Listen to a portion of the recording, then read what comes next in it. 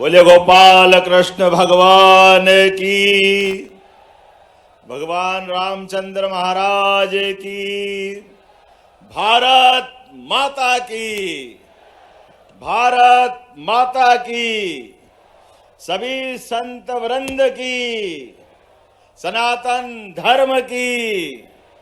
आज के इस अवसर पर मोक्षदा एकादशी और एकादशी के पावन पर्व पर मध्य प्रदेश सरकार के द्वारा आयोजित इस अनुपम अद्वितीय मंच पर, जहां एक तरफ शासन के सभी माननीय मंत्रीगण, उप मुख्यमंत्रीगण, पदाधिकारीगण और एक तरफ हमारे सारे संत वृंद, ऐसा लग रहा है कि आज परमात्मा की दया से हमने अपने इंद्र का दरबार नहीं देखा है, लेकिन आपको और इनको सबके लग रहा है कि ये हमारा लघु रूप दिखाई दे रहा है स्वर्ग के समान। यहाँ लाल परेड ग्राउंड के ऊपर राजा भोज की वो धरती, जहाँ 1000 साल पहले इसी प्रकार से कला, संस्कृति, इतिहास, सभ्यता, नाना प्रकार के ऐसे आयोजनों से ये धरा आनंद में डूबती थी।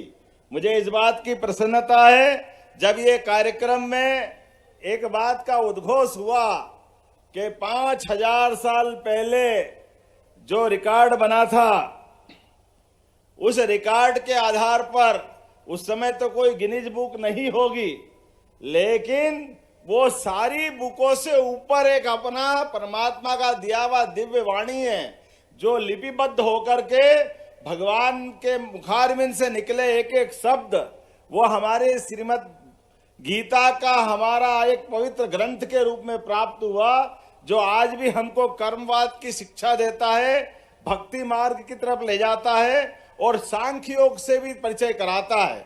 आज के इस कार्यक्रम में हमारे उप मुख्यमंत्री श्रीमान जगदीश देवड़ा जी, उप मुख्यमंत्री श्रीमान राजेंद्र शुक्ला जी, हमारे संगठन महामंत्री माननीय हितानंद जी, माननीय प्रभारी मंत्री चेतन कश्यप जी, माननीय मंत्री विश्वास सारंग जी, माननीय मंत्री धर्मेंद्र लोधी जी, माननीय मंत्री कृष्णा गौर जी, इस अवसर पर हमारे प्रोटेम स्पीकर रहे माननीय विधायक रामेश्वर शर्मा जी, हमारे माननीय महापौर मालती राय जी, माननीय विधायक भगवान दास सबनानी जी, माननीय महेश यादव जी, मालती राय जी के साथ हमारे सभापति कृष्ण सूर्यवंशी जी, सुमित पचौरी जी, विष्णु राजौरिया जी।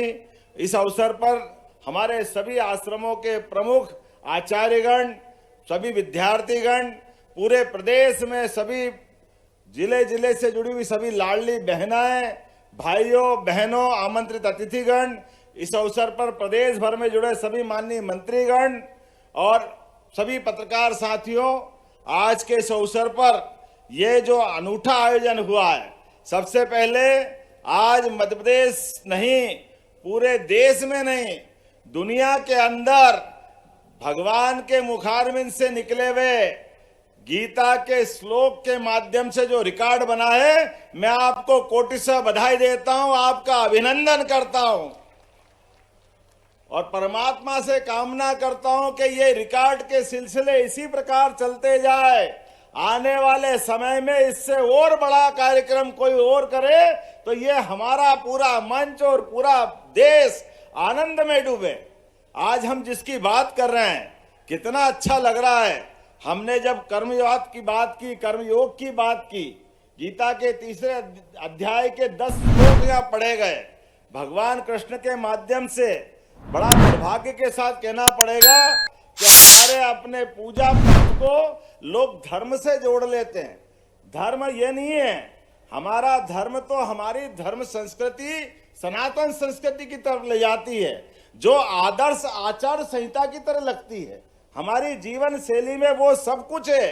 पूजा पद्धति से विरोध नहीं है, पूजा पद्धति कोई भी रखे, कैसी भी करे, लेकिन ये हमारी धर्म आधारित जो जीवन संस्कृति है, जो आचार संहिता है, इसका पालन करे। इसलिए हमारे यहाँ हर चीज को अपने धर्म और कर्म के साथ जोड़ करके हमने कहा, हमारे परिवार के रिश्ते भी धर्म आधारित कल्पना की गई है।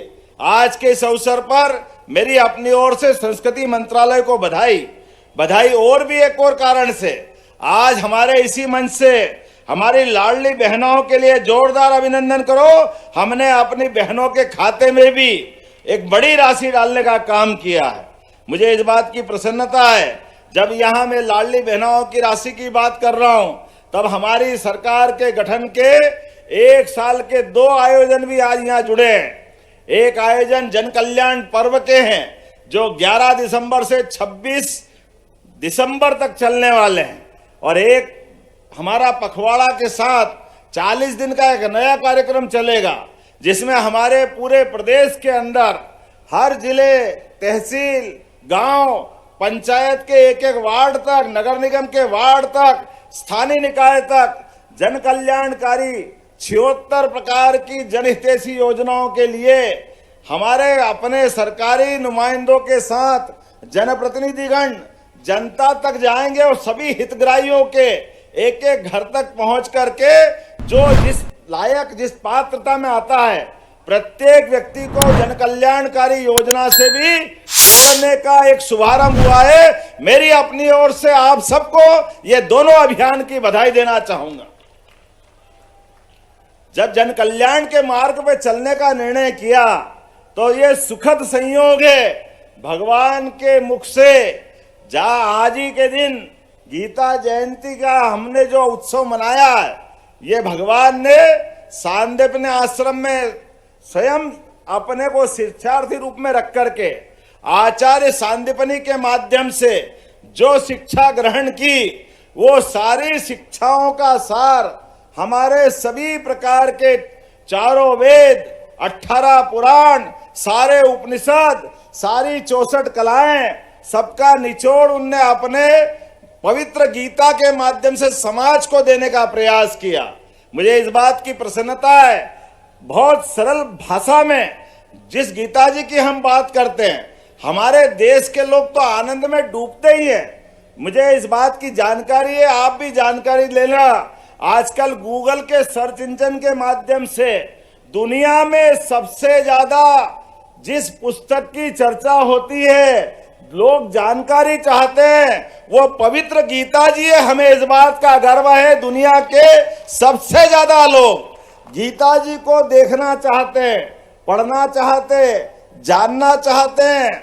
इस देश तो छोड़ो, दुनिया के अंदर जिनने परमाणु बम बना करके, परमाणु बम के माध्यम से एक विभीषिका हुई जापान में, जिसने इसका आविष्कार किया वो ओवेन हाइजर, जिसने अपने बम के दुष्परिणाम को देखा तो मानसिक रूप से विक्षिप्तता की स्थिति में पहुंचा।